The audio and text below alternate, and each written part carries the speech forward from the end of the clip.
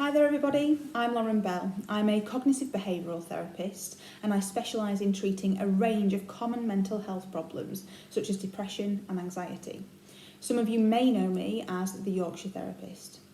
So the purpose of today's video is to talk to you in a little bit more detail about a specific therapy technique called graded exposure. This is off the back of the 2-minute mind hack that was shared on BBC Radio Sheffield this morning, which talked specifically about exposure itself. So the idea with graded exposure is that this technique is aimed at helping you to overcome specific fears or anxieties. So it can be used for specific phobias, or it can just be used for things that you are feeling kind of an elevated level of anxiety towards. So the idea with fear is that our brains are programmed to feel fear when we are faced with a situation which is threatening or dangerous. That's a normal response, and that's something that all human beings actually have. They have a threat response. In therapy terms, we call this the fight and flight response. And that basically means it's your body's way of getting ready to fight off a threat or flee and run away from it. So we've all got this fight and flight response, but what happens in fear and in phobia is that rather than that fight and flight response being kind of geared up to save us from something that is actually a threat, like if we're about to stand in front of a lorry, or in caveman days if we were running away from a saber-toothed tiger, what happens with kind of current phobias and fears is that threat response becomes kind of a little bit mismatched. And basically we start fearing things that actually aren't going to cause us harm and aren't kind of putting us in danger. So we get this pairing between a stimulus which isn't actually a genuine threat and then a huge adrenaline rush and fight and flight response. So graded exposure is a way that we can help to reprogram your brain, and it's a way that we can help your brain to relearn that these things that you're scared of don't actually warrant this level of threat response.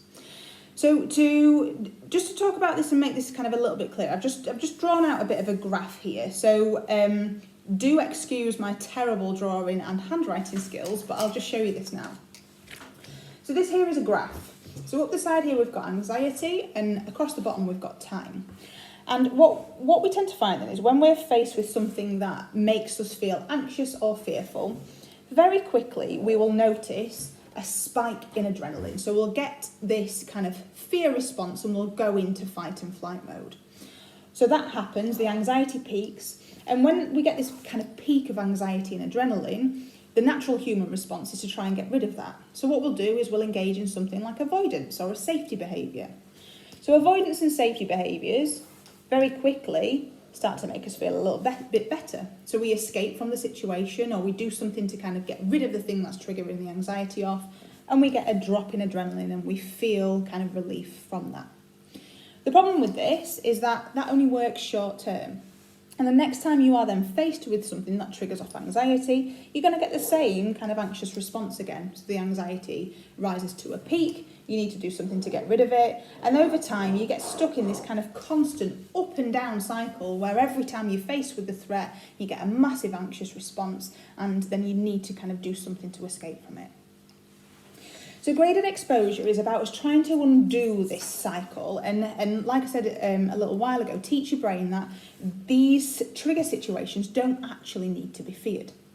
And so to do that, what we do is we get you to engage in graded exposure. So this involves you thinking about what it is that you want to target in the first place, and then gradually breaking it down into small steps, and then basically one by one, having a go at exposing yourself to each of those kind of targets or steps so that your brain can, over time, get used to it and realise that it doesn't need to be scared. So to draw this out in diagram form, so you would be facing something that triggers off the anxiety response again, but rather than avoiding or doing a safety behaviour at this point, we get you to stick with that situation and we get you to literally do nothing about it, just stick with it. And what will happen is, if you do this right, is to begin with, the anxiety will continue for a little while, But then over time, you'll start to go through a natural process. And in therapy, we call this process habituation. So this is your brain just starting to get used to the triggered stimulus. Once you've done this once and you've been through habituation once, it will start to get easier. So the next time you do the exact same goal, you'll start to feel anxious, but the anxiety will drop off again. The third time, it'll get easier still, until eventually you get to a point where you can face the thing that is triggering off your anxiety and basically experience very minimal anxiety at all. And it really would help if my pens didn't keep running out. So that's kind of the kind of idea around habituation. But when we're kind of engaging in exposure therapy, we need to basically make sure we stick into these 4 key conditions as well. So the first key condition is that any exposure goal that you engage in needs to be graded. There is literally no point you throwing yourself in the deep end, because all you're going to do is you're going to scare yourself more and you're going to make your brain feel even more fearful. We call this flooding, and we really don't advise it. The second thing is, once you've decided on a way of breaking down your exposure kind of task, we want you to repeat each step. And the reason for that being is we want to really help your brain to kind of take on board and absorb this new learning. So the more we repeat it and the more we show your brain that nothing bad happens, the more it starts to recognise that this trigger or this situation doesn't need to be feared. And then the threat response and the fight and flight response starts to dampen down. The third condition is we need to make sure that we're doing our exposure goals for a long enough amount of time. So there's no point putting yourself in an exposure situation for a few seconds, because all your brain will learn is this is really scary and I don't like it. We need to stick with that situation for long enough for your anxiety to begin to drop. We would normally say by at least 50%, but if you can kind of get it to drop as close to 0 as you can, that is absolutely amazing. And then the final thing is we need to get you to do it without distraction. And so that means, you know, it's not having your phone on you, texting, or having a friend and, you know, talking away. It's trying to put yourself in that situation without anything to distract your mind. And the reason for that is if you distract yourself, you'll prevent this habituation cycle from happening, and you'll actually kind of interrupt the whole exposure process. So if you're wanting to engage in exposure yourself, you can also use this here, which is basically what we call an exposure hierarchy. So an exposure hierarchy is a really kind of easy way of just breaking down your target goal into smaller, more manageable chunks. So as you can see here, we've got 100% at the top, 0% at the bottom, and 50% in the middle.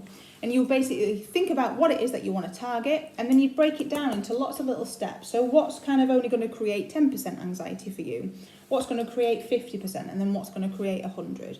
So you break it all down, have it all written up on this hierarchy here, and then when you are about to begin your exposure, you would start with something right at the bottom of this hierarchy here, and you would engage in that exposure process like I've just spoke to you about, where you put yourself in the situation, you stick with it without distractions, and you stay there for long enough for your anxiety to drop.